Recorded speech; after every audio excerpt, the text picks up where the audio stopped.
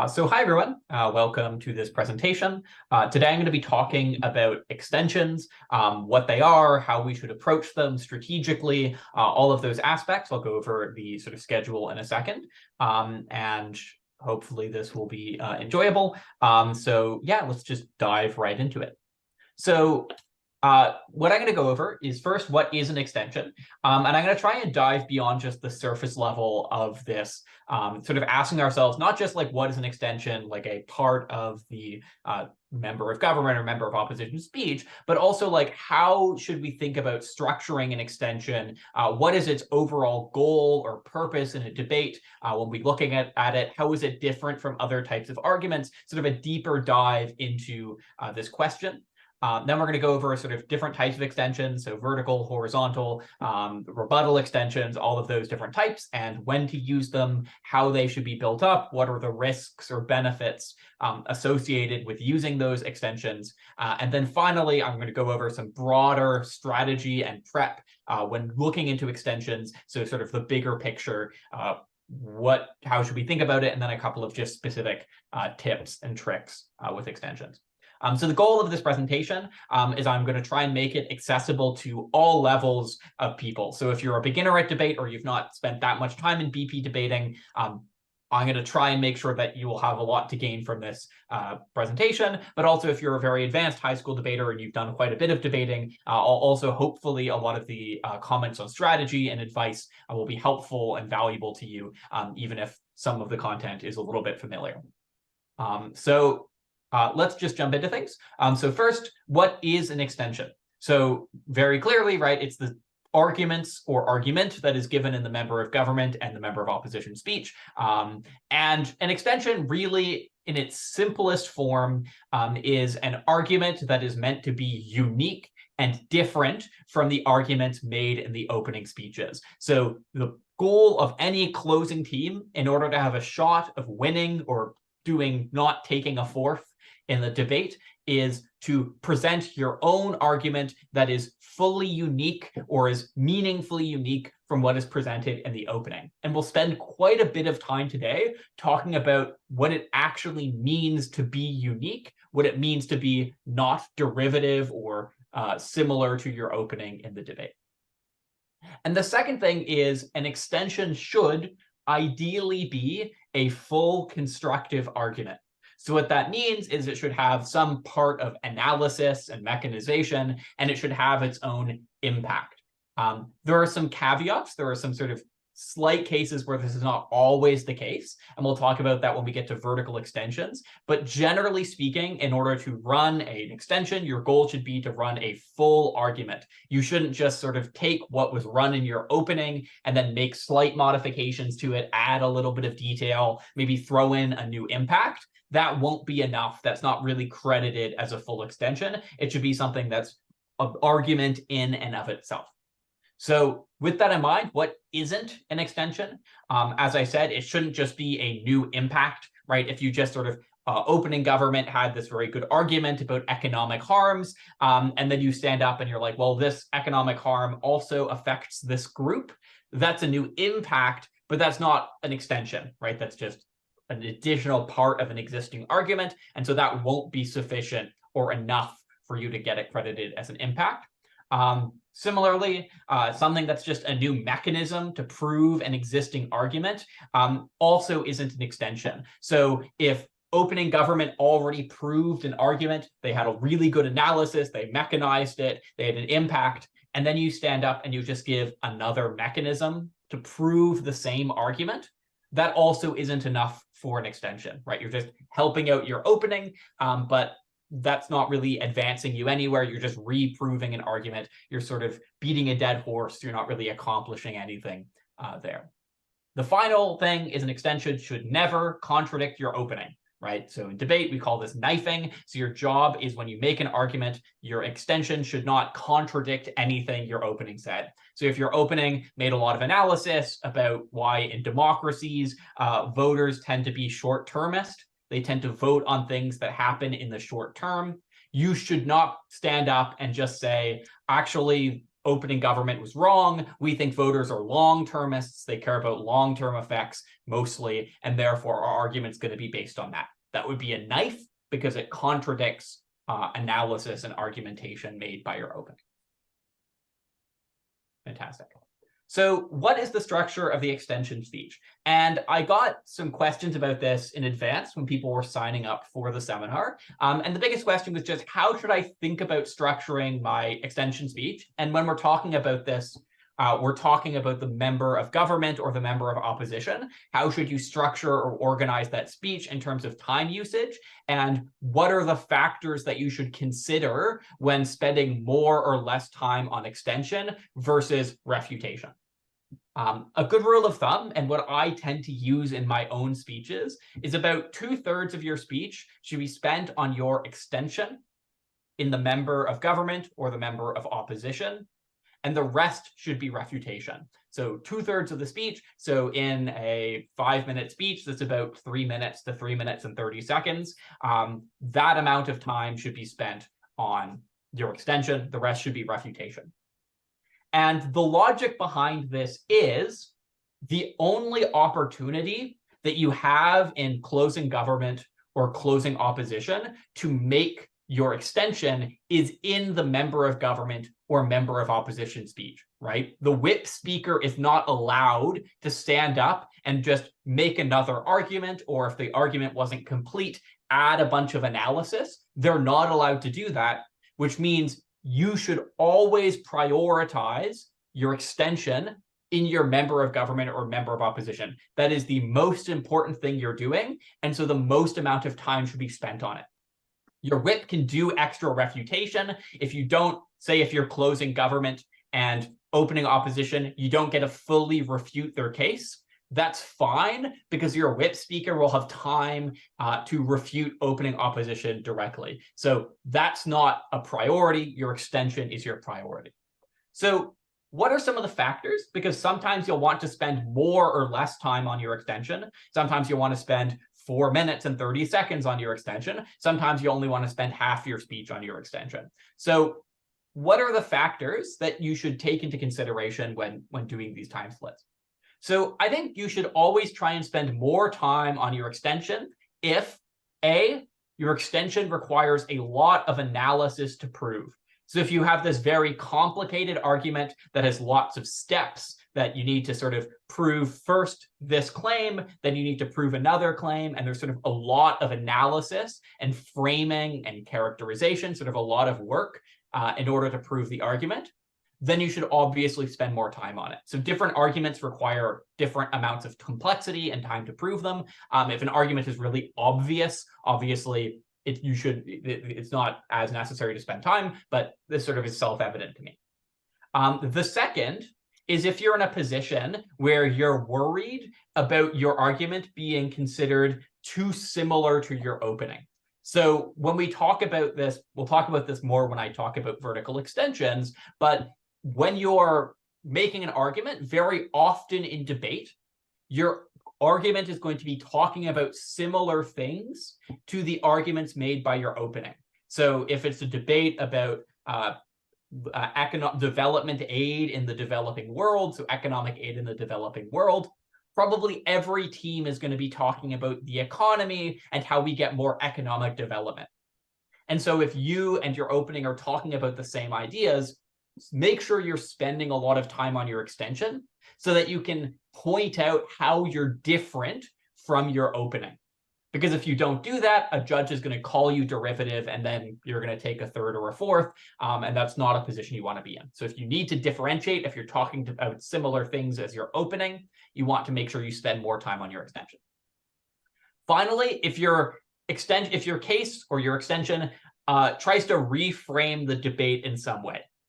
And what I mean by that is if everyone in the debate so far was talking about the economy, and then all of a sudden you want to stand up and talk about the environment, not only are you going to have to spend time to prove why your argument is true and sort of get your mechanization and your impact, but you're also going to have to spend time to prove why the environment is the most important issue in the debate.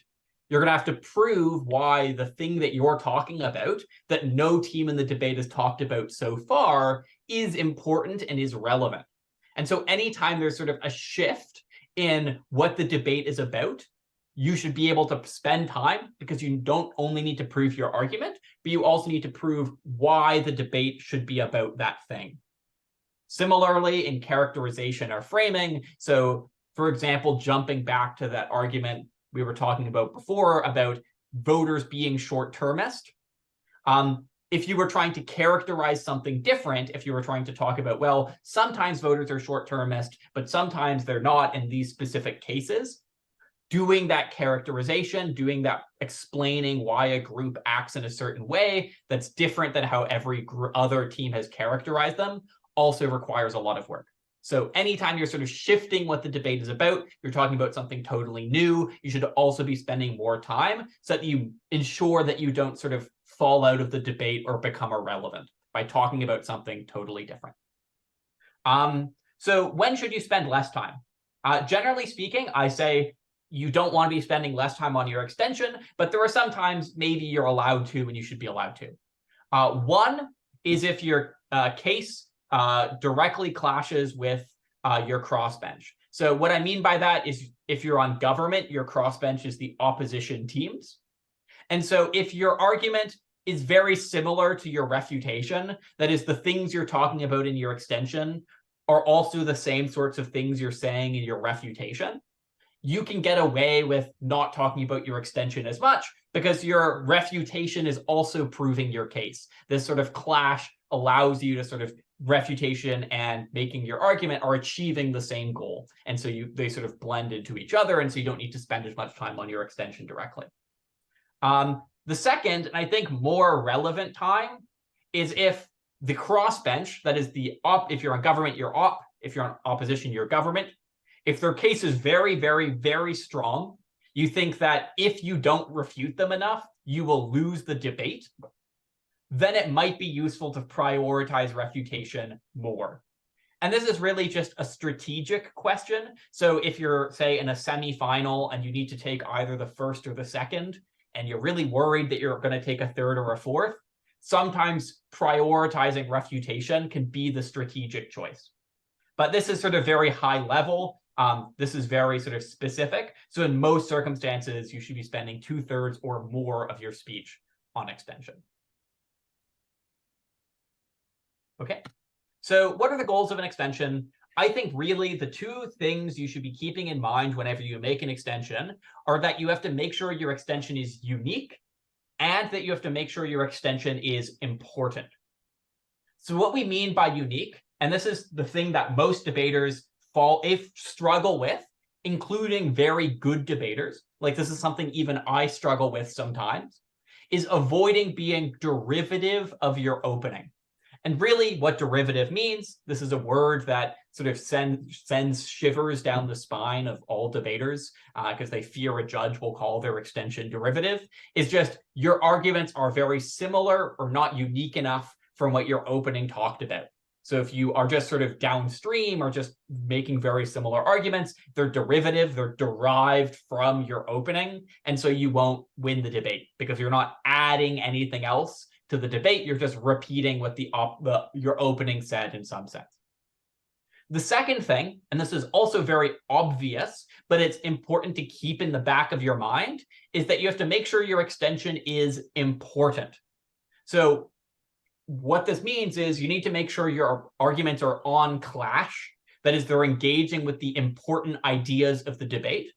So a very common trap I see especially high school debaters fall into is they're very focused on being unique, that they end up running an argument that isn't very strong just to ensure that they're running something different. So there'll be a debate about the economy or the environment, and then they'll stand up and they'll say, well, this is actually good because it means that people gain an extra 10 minutes in the day because they're not waiting around for something. And it's sort of a different idea. It's very out there, but the impact at the end of the day is not super relevant. And so you're sort of wasting your time a little bit by running that argument.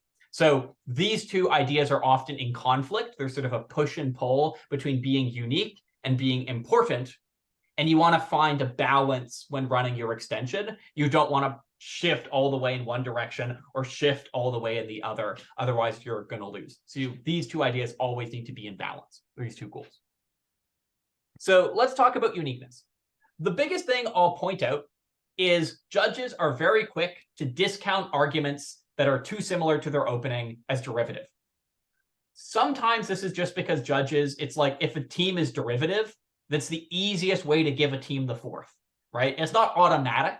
If you run a derivative argument, you don't automatically take the fourth, say if your refutation is very good, or you have a lot of other contributions, but it does definitely make your case and your team a lot weaker, and it makes it a lot easier to give you the fourth or the third.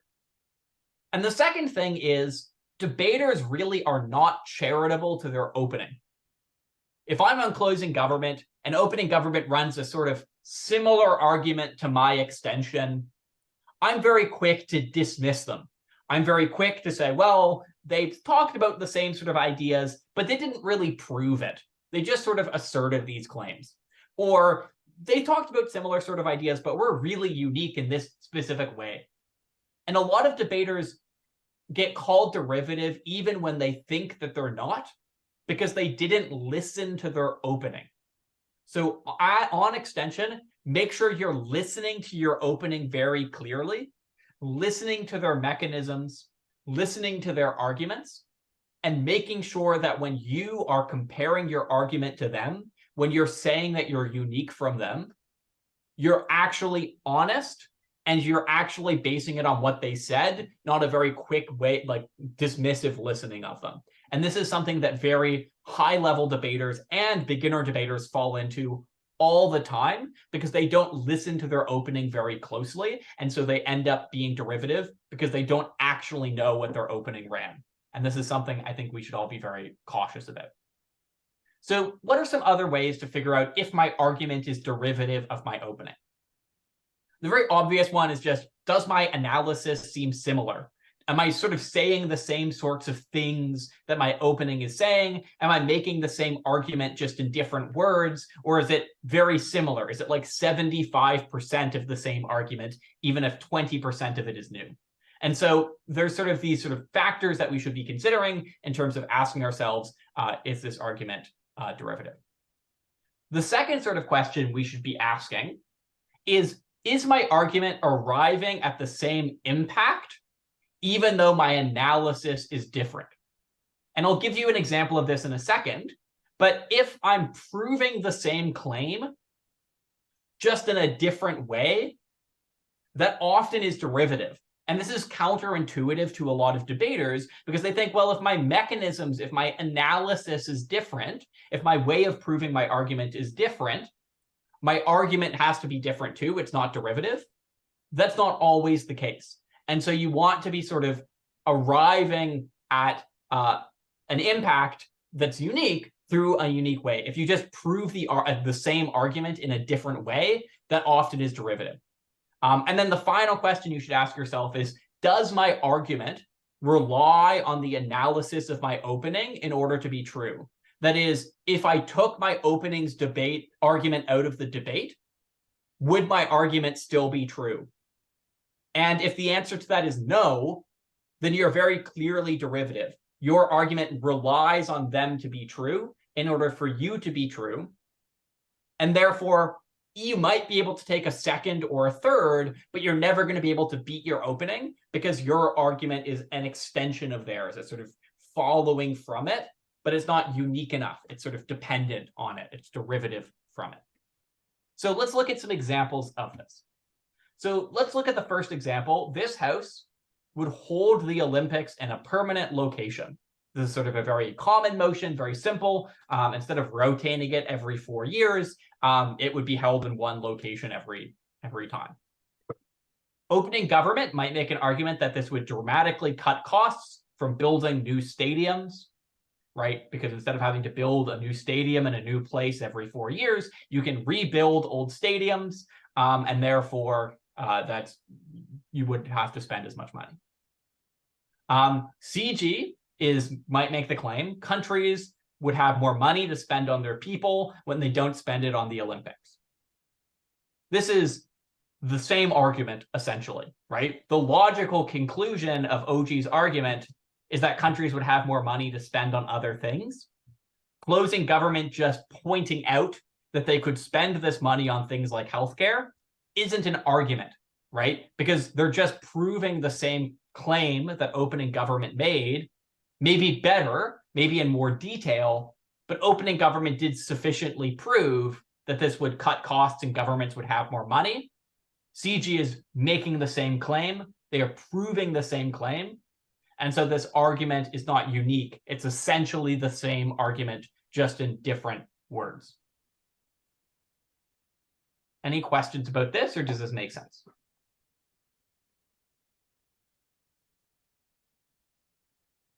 I assume this makes sense. Okay, on to the second example. Let's look at the motion, this House would remove anonymous social media accounts. So we would require that every social media account has people's names associated with it.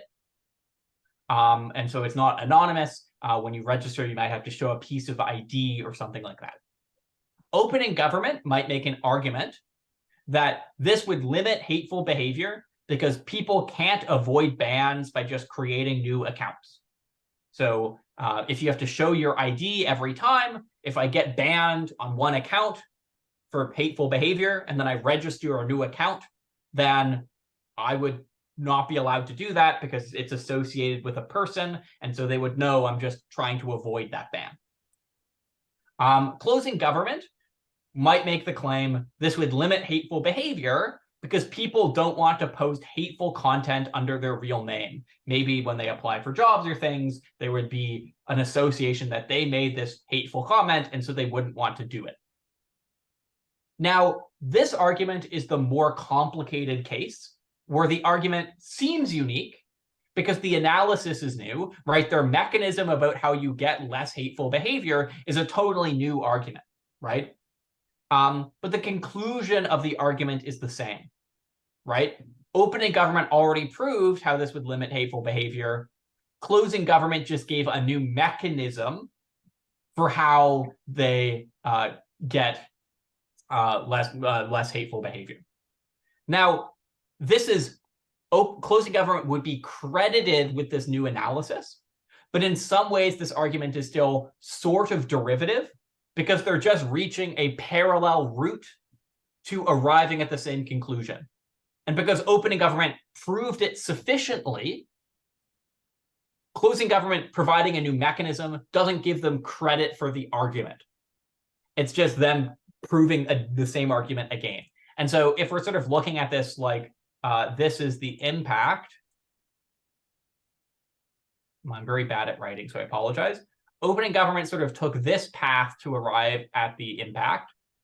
Closing government's just taking a parallel path to arrive at the same impact. And so the overall argument is the same. It's just closing government's reproving it. Now, and we'll talk about this when we get to vertical extensions, if opening government's mechanism was bad, if there was some problem with it, and closing government provided a good, true mechanism to arrive at the impact, then this would not be derivative because opening government didn't actually prove the impact and closing government did, so they would have credit for that argument. But if your opening sufficiently proves how they arrive at an impact, just providing a new way to get there often will be flagged as not fully derivative, but not sufficiently new. Okay. So let me turn off annotation. Over to types of extensions. So this is going to be the meat of the presentation. And so if you've zoned out thus far, this slide right here is probably the most important takeaway of this presentation. So I think that extensions can be put in three camps, three types of extensions. The first is the trickiest. It's one of the riskiest moves you can run, and it's called a vertical extension. Some people also call these analysis extensions. So both words kind of refer to the same thing. And it's when you build upon an existing argument, by filling in missing analysis or by dramatically improving it. So opening government started to sort of have an idea, but their argument is flawed in some way, and closing government is able to add analysis to this argument in order to fix it. And so think about this like opening government has a car and the engine doesn't really work. So the car, they put a car out there, but its engine doesn't work. So it's not a very useful car. Closing government comes in and fixes the engine. They add a new engine. And so even though opening government had the car, closing government was the one that made it work.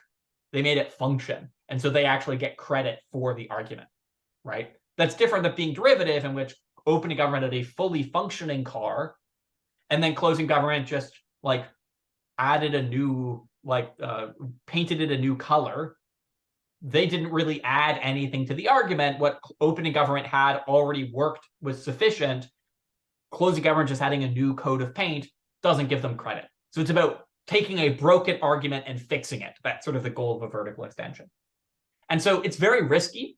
If you're thinking of running a vertical extension, always ask yourself if the argument that you're extending on is already sufficiently proven.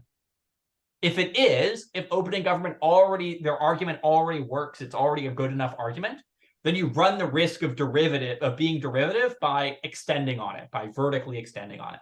So if the argument's sufficiently proven, you probably don't want to run a vertical extension. You can talk about sort of similar ideas, sort of taking this argument and totally transforming it. That's fine, but just adding on to a couple additions is usually problematic. The second type of extension is a horizontal extension. It's when you basically sort of talk about a totally different thing in the debate. You sort of, everyone's talking about the economy, and then you start talking about the environment. That's going a totally different route. You're sort of expanding the scope of the debate. These are sometimes called widening extensions because you're widening what the debate is about. You're sort of talking about a totally new aspect. Now, this is usually the safest bet. If you can run a horizontal extension, it's usually the best idea to do so. The problem, obviously, is that it's hard to think of a totally new idea that's important and relevant, right? Coming back to that idea of uniqueness and importance, it's very hard to totally think of a new idea that's relevant and important and actually we should care about. And so that's why it's often difficult to run horizontal extensions, especially in what we call shallow motions. So a motion is shallow if there's not a lot of ideas, if the debate is sort of simplistic. And so it's often hard to run horizontal extensions. But if you can, and you're running it, you have a strong argument that's a horizontal extension, you should probably run that. It's always the safest bet. Finally, rebuttal extensions, sometimes called refutation extensions or response extensions, are basically taking responses to arguments of the opposing side and turning them into new arguments. Now, this is tricky, right? It's only really possible if your response or your refutation is really deep and new and adding a lot of analysis, right? Just pointing out that the off bench is missing a mechanism isn't deep enough to have a response, turn that into a response extension. You need to be doing lots of new analysis and mechanization in order for this response, this refutation, to be able to be turned into a rebuttal extension. So these are the three main types of extensions. And now we're going to sort of go through each of them in a little bit more detail and go through an example of what it might look like to run that extension. So first, a vertical extension. When should you run it? You should run a vertical extension when there is clearly a missing link in a strong opening argument. And so let's go over each of these. Obviously, strong opening argument. You don't want to vertically extend on a bad argument. That's a waste of time, right? So if opening government's argument is missing a link, but the argument's bad, don't bother your time with it. It's a waste of time, right? You always want to run strong arguments in debate. The clearly missing link piece is a little bit more complicated. What I mean by this is this link, this analysis, makes or breaks an argument. without this added addition, without you adding this link or this analysis, the argument should be untrue or unproven. So you should be adding analysis. From you going back to that car analogy, you should be adding the engine to the car, not just a new wheel, right? Because without the engine, the car can't drive, right? But with 3 wheels, the car can probably sort of function, right? So you want this to be what makes or breaks the argument, what makes the argument able to function or not. So the example I give here is, right, if the argument is missing one link in one of 3 mechanisms given, but the other 2 mechanisms are totally fine, then adding this link is not really giving you any credit. Opening government has already proven the argument. One of their mechanisms were weak, but the other 2 were totally fine. You helping fix that one mechanism is not going to win you the debate. You're just sort of improving their argument, but the argument's already sufficiently proven. And so that's sort of the idea. And yeah, don't bother with weak arguments. If you're vertically extending, the argument should be strong enough that you run the risk of being derivative. How do you run a vertical extension? And my biggest piece of advice is just be as charitable as possible to your opening. Like I said earlier, you want to be very careful that you're listening to what your opening is saying. You're being very charitable in terms of giving them credit to analysis. And what you need to point out explicitly, if you're running a vertical extension, is say, this is what our opening said. This is what we are saying that's different. This is what we're adding. And here is why our analysis is necessary in order for the argument to work. You need to say, without our added analysis, the argument doesn't work, and then explain why you fill in that missing link, why that's the most important piece, why that makes or breaks the argument. So this is a little bit abstract. So let's jump into a real-world example and sort of look at what this looks like in context. So let's look at the motion. This House would make voting mandatory. So in Australia, right, every person has to vote. And if you don't vote, you get fined by the government. It's not a lot of money, but it's like some money. It's the same in Brazil versus in Canada. You're allowed to not vote. If I don't vote, the government doesn't care. I'm allowed to just not vote for anybody. So on opening government, they might make the very obvious but sort of weak argument that more people would vote and therefore democracy would be better. Now, the problem with this argument is opening government has never explained why having more people vote is actually good or important, right? They've pointed out that this would lead to more voter participation, but they never explained why that's a good thing or why you should care about that. An op team can very rightly point out that people not voting is totally fine if that's what they choose to do, right? If the people are allowed to vote and then they choose not to, what's the problem with that? And so a closing government team might be clever and identify this missing link, identify that opening government's argument doesn't work if they don't prove why more people voting is actually important. Without that, the car of this argument is missing its engine. It can't function.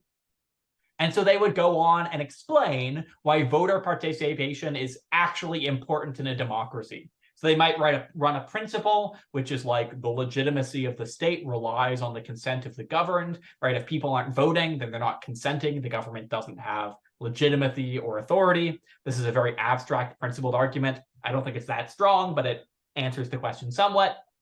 Or they might say something like voter apathy is cyclical. So if a group is ignored by politics because they don't vote, then they won't bother voting in future elections. And so then whole groups of people sort of become disenfranchised and alienated from the system, et cetera, et cetera. And it's good to get those people to vote. So this is not the strongest argument of all time, but you can sort of see how this fills in the link that is missing by opening government.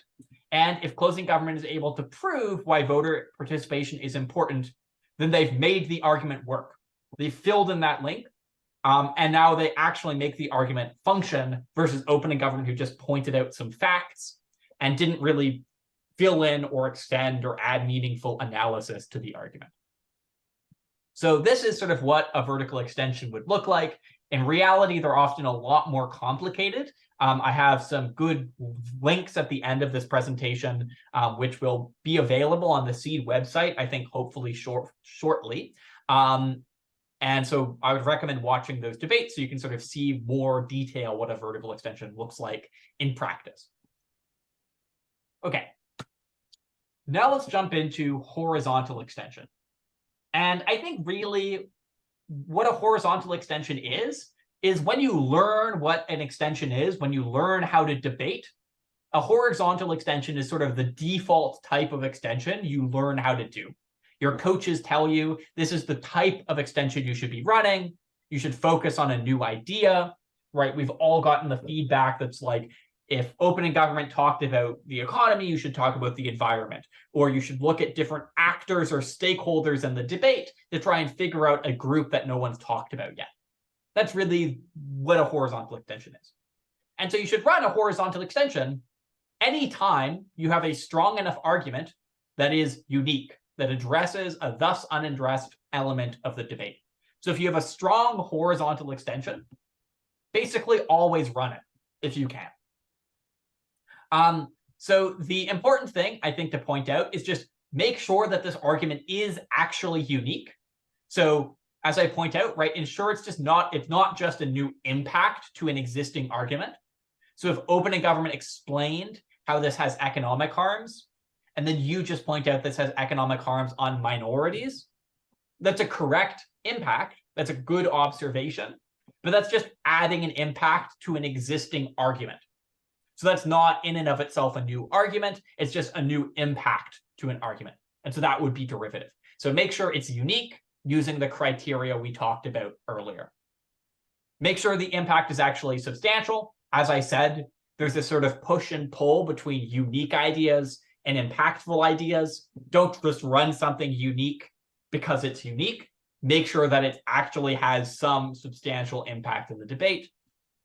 And yeah, as I said, this is always your safest bet. You should run a horizontal extension if you can, but often in shallow debates or complicated debates with more experienced debaters, it becomes very difficult to sort of pull off a horizontal extension because your opening might be very, very good and do what's called burning the turf, where they run as many arguments as possible, or the debate itself might just not have that many possible angles to look at it from. So it's what you should try and do, but it's sometimes hard to pull off.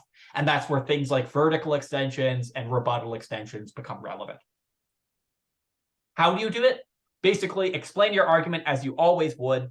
And the most important thing is explain its relevance in the debate.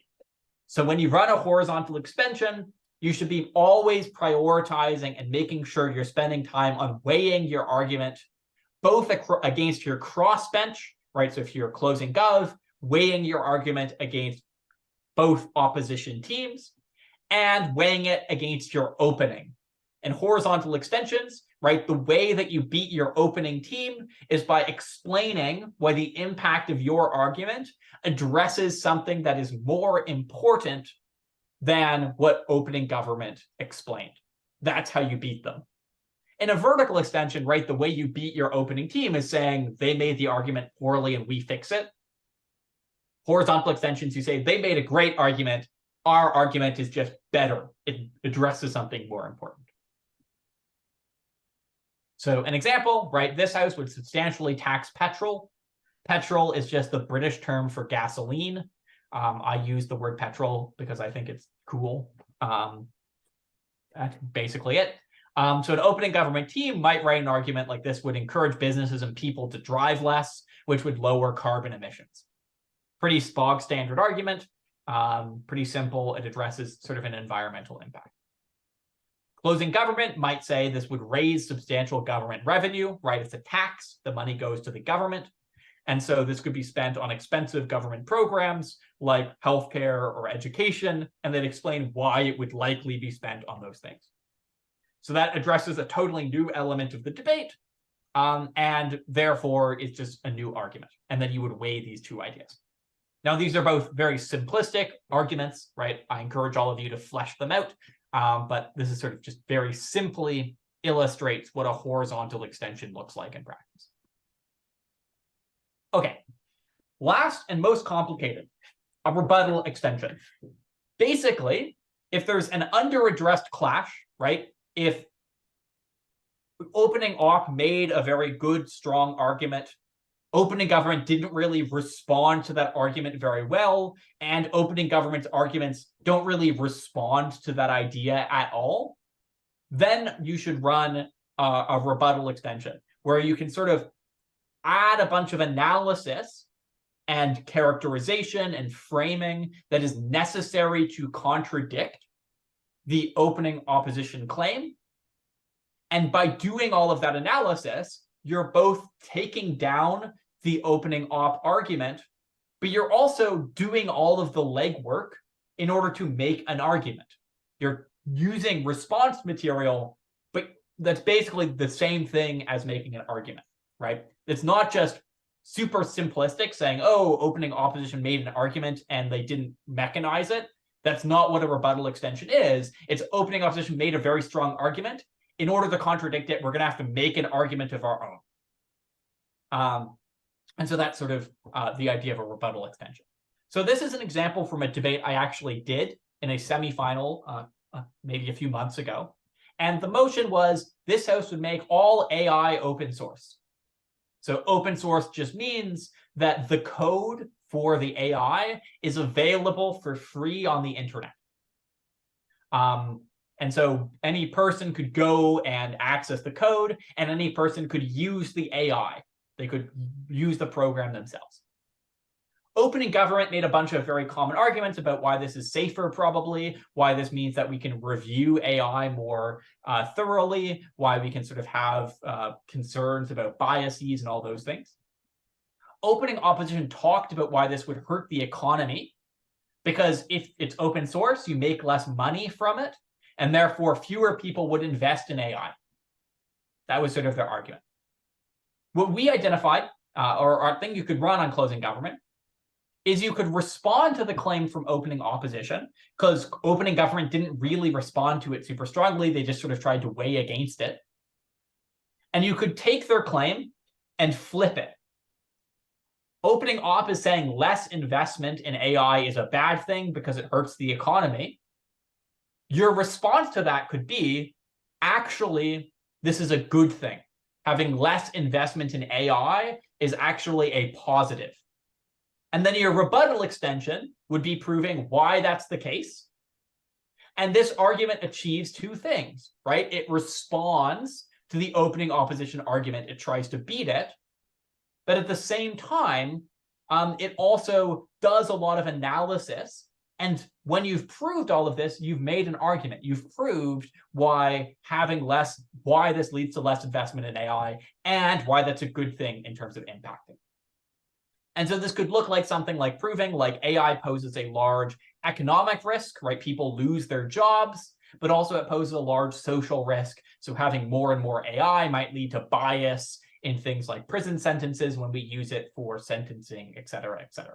So you prove why having less AI is actually good, and that responds to OO, and it's an argument in and of itself. So that's the idea of a rebuttal extension. So those are the three types of extensions, right? Vertical, horizontal, rebuttal, when you should run them, how they look in practice. Before I move on to the next section, are there any questions about any of this?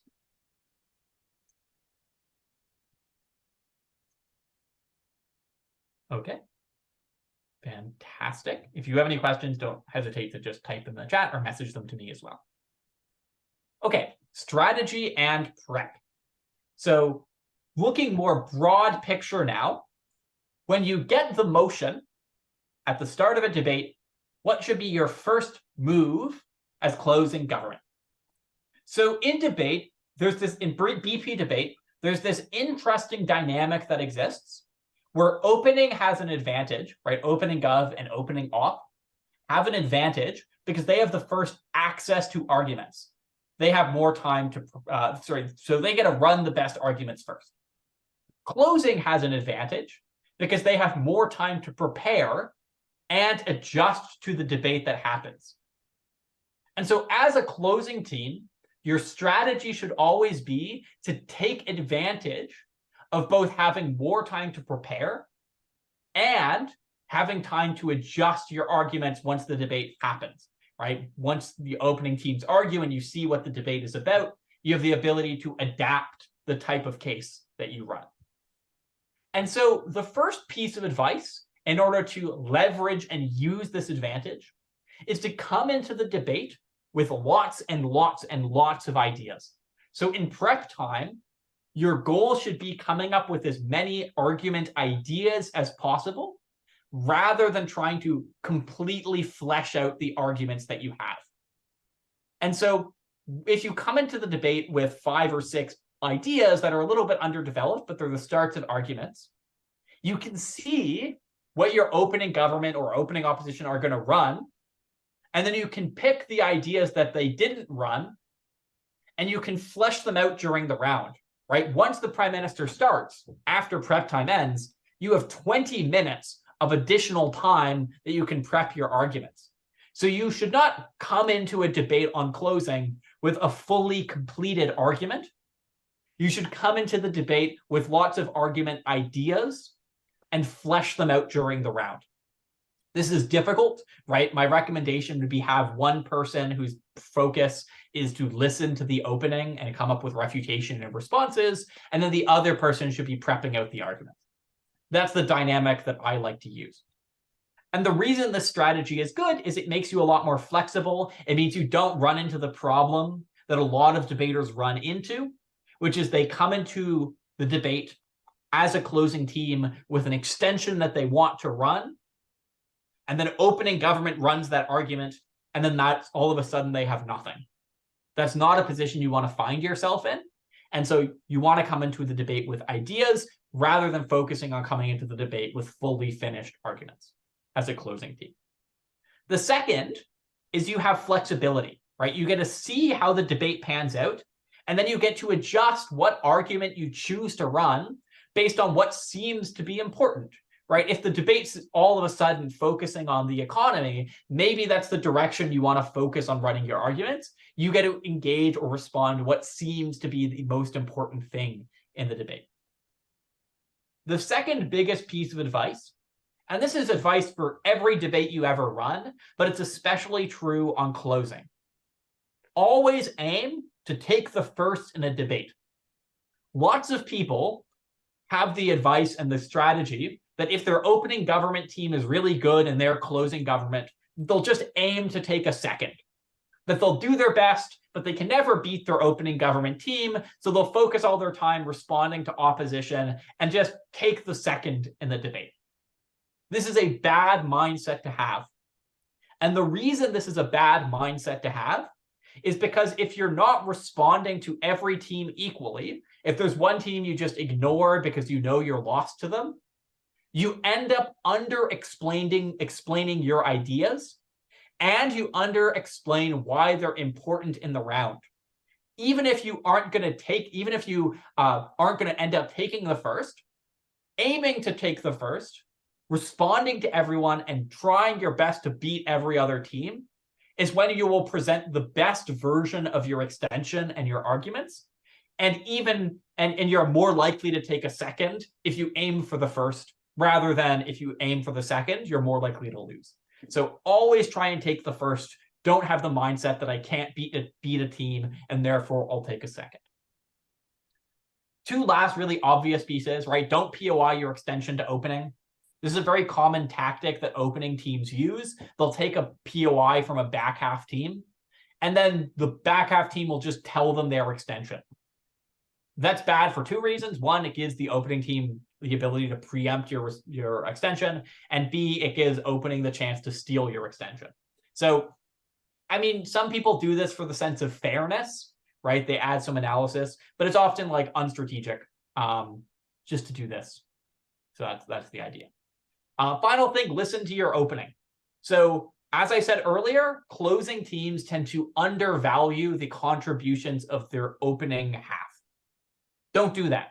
If you're closing government, make sure you're listening very, very, very closely to what your opening government team is saying, and make sure you're being as charitable as possible to crediting what contributions they had to the round. And the reason that is because what you think about the opening government team isn't relevant. What's relevant is what your judge thinks about the opening government team. And so your judge is listening to the opening government team, trying to be as charitable as possible and listening very closely. And so when you want to try and do the same, because you want to be on the same page as the judge, you want to think and believe the contributions of the opening government team are the same that what your judge thinks those contributions are. Otherwise, when you try and compare against them, if you and the judge are on different pages, then the judge will not care what you have to say about them. You will sort of end up losing or being characterized as more derivative than you think you are. Okay, final piece of advice, and this is the biggest question I get asked about extensions. Opening took all of our arguments. What do we do? This is something that every high school debater falls into, every university debater falls into. It's something that is just part of being a debater. You have an amazing argument, your opening takes it, and now all of a sudden you don't know what to do. First thing, don't panic. You have lots of time.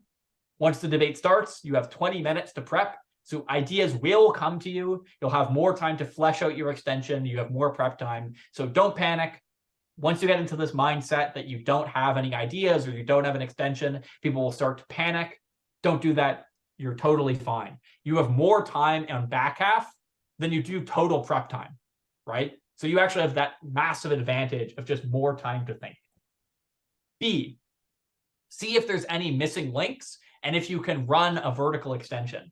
This is where vertical extensions are useful, is if opening takes your ideas, but they don't do them properly. They don't make the arguments properly. And so you're able to still run a lot of your analysis by actually making the argument well, by filling in those missing links and making the arguments your own.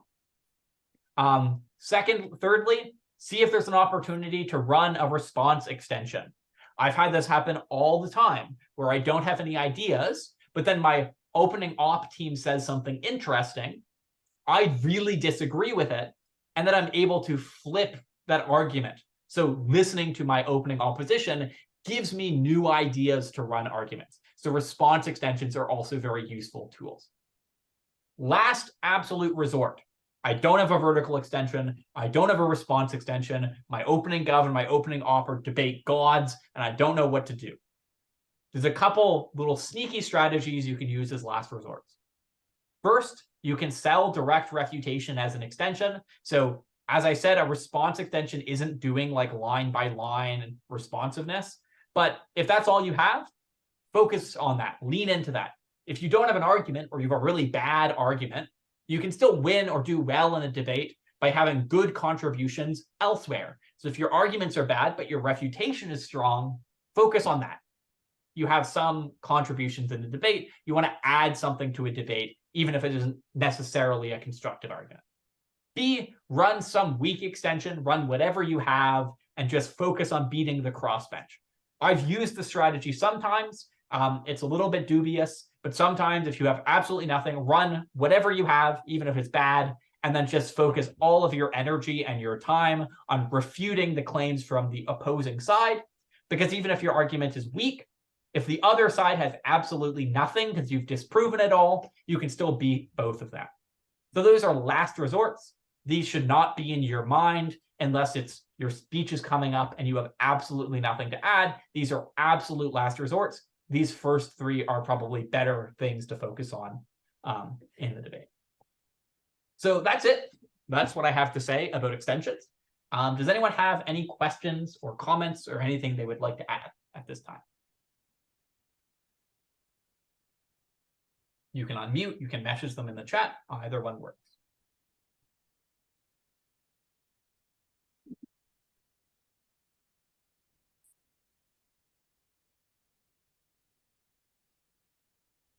While I'm giving people time to sort of mull over some questions, to think of ideas, I'll just make a couple of announcements. First, eventually this full presentation is going to be uploaded to seeddebate.ca. So the video recording, if I talked too fast, which is a common problem that I have You'll be able to look back at some segments and read, sort of play it slower or rewatch some moments. And also hopefully this actual full slideshow will also be uploaded. So if there's a segment you wanted to look back on and read, you'll also have the opportunity to do that. I'll also be trying to write a blog post to accompany this to add some extra thoughts and things like that. That will also be uploaded to the site, hopefully soon. I'll get to your questions in a second. The second announcement is that there's a tournament for Seed coming up this weekend. I think registration is already closed for that. But if you're going to that, good luck. And keep your eye out for more Seed tournaments. I think they try and run quite a few of them. And so that's a great opportunity. The best way to get good at debate is just doing debate tournaments. That's how I learned how to debate. And so make sure you're looking out for those. And then finally, check your emails. I think Seed tries to host a free seminar every month. So there'll be more of those as we go. Okay, so I have some questions I'll go over. So the first question is, how do you make sure you and your partner are on the same page? Being dynamic, adaptable, how do you communicate to each other in a way that is manageable? Yeah, so I think the biggest thing is just, in prep time, make sure you're on the same page in terms of coming up with ideas, what sort of extensions you think are better or worse. So prep time is the time you have to talk to your partner and just listen and sort of come up with that dynamic. The second thing I think is in the round, it's a little bit more tricky, right? Because when the debate is happening, you don't have the opportunity to have a conversation with your partner. And so I think in that context, I think just having a lot of trust in your partner and just sort of saying to whoever's speaking first, whoever's running the extension, I'll give you it's your job, I'll work with you. It's your job to sort of flesh out these ideas, to come up with the extension, to run the argument, and just whatever they end up running, just have faith and believe in them, right? So having sort of trust in your partner that your partner is going to do the right thing, is going to run the right argument, I think is the most important thing. As soon as you try and second guess or argue with your partner, that's when you waste time. And that's when you sort of end up having a case that's contradictory. So just delegate responsibilities and have faith in your partner and trust your partner to do the right thing. Even if after the debate, you realize that they didn't run the argument that you would have run, that's part of the game. That's fine. Don't get angry at your partner. Don't get mad. Just delegate responsibilities and then sort of figure things out like that. If partners conflict on their direction, what do you recommend in the moment? Yeah, who fold under pressure, encourage a good team dynamic. Yeah, so I think it's just, I think there's probably a couple of things. So if you have the ability to have a dynamic where you have partners who trust each other, really most disagreements should be settled in prep time. By the time you come to the debate, you shouldn't be arguing over what to run. You should sort of try and settle that in prep time.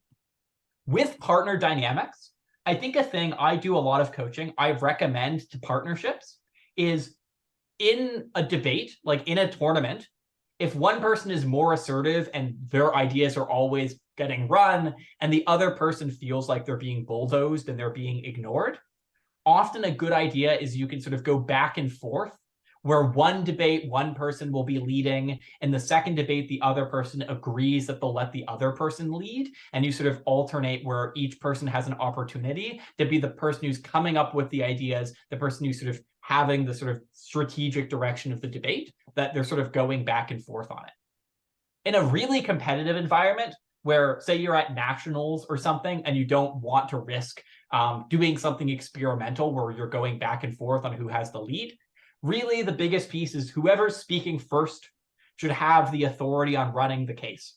If you're the one presenting the argument, you have the right to sort of have the majority of control. And I, as a second speaker, often give a lot of concessions where even if I have some disagreements with my first speaker on what the best strategic direction is, if prep time is over, I'll just say, run what you think you should run, and then I'll adapt to that and do my best.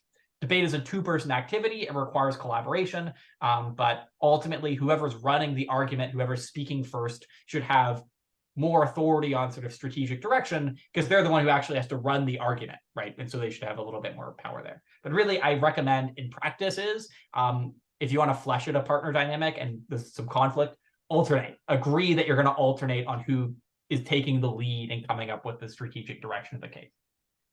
What happens if a member does not fill the role fulfillments? I feed whips, try and do an extension. Yeah, so the last thing here is like what we call a whip extension, right? Your member of government didn't really run the extension very well, or the extension wasn't fully made, and then the whip tries to play catch up and sort of fix the debate in the last few minutes. This is tricky, but it's doable. Lots of debates have been won from whips. I have won a debate from a whip. I think there's a couple of strategies that you sort of want to try and use. The first is honestly, there's a lot more leeway in doing a whip extension than you think there is.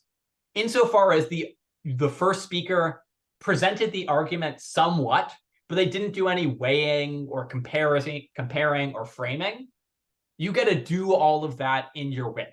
You get to sort of say, hey, this argument wasn't maybe fully made, but here's why it's more important than these arguments. Leverage that sort of weighing that you have to sort of prove why your argument is more important than the arguments presented by other teams.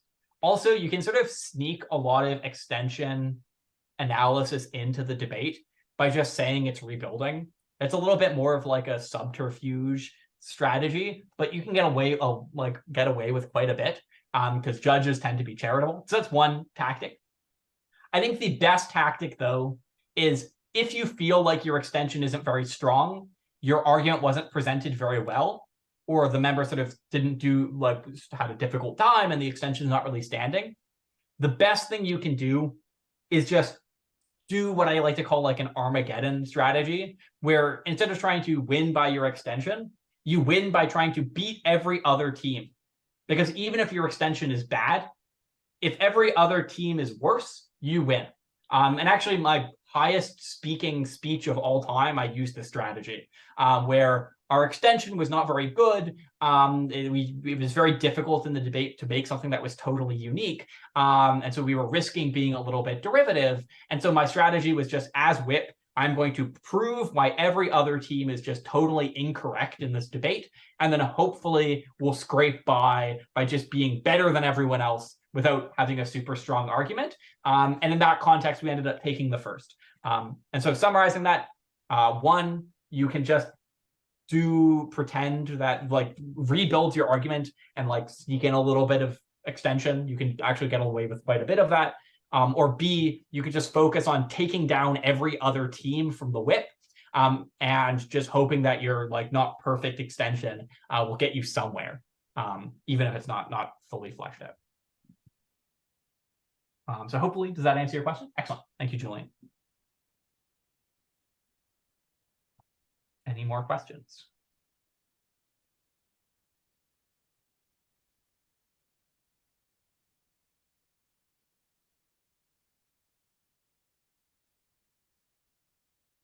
Brilliant. So the last thing, and I'll still take more questions, is when this gets uploaded, I've attached a bunch of pretty good debates of the highest level. So this is the European Championship. This is the World Championship. This is a very high-level debate. This is an invite-only tournament with some of the best university debaters. And this is just a curated list. These were the first that jumped to mind. These are by no means the best debates of all time. But these are some very, very strong debates that jumped to my mind. And I've pointed out the teams that I think do a very exceptional job pulling off an extension. So this is one where the CO team ended up winning with their extension. One where the closing government team pulled the most insane analysis extension I've ever heard in my life, where they just sort of, it was kind of a difficult motion, and they just pulled analysis out of the fifth dimension and then ran a really, really strong case, ended up making it to the finals and winning the tournament. And then some other quite strong motions where the extension speakers do a very, very good job. When you watch these, if you choose to watch these, I'd encourage watching the whole debate because you get to see how the extension interacts with all of the other teams in the debate.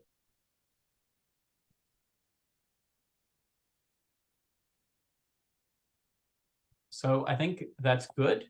And Ais, I don't know if you want to sort of end the recording in case people want to ask questions, but not on the recording.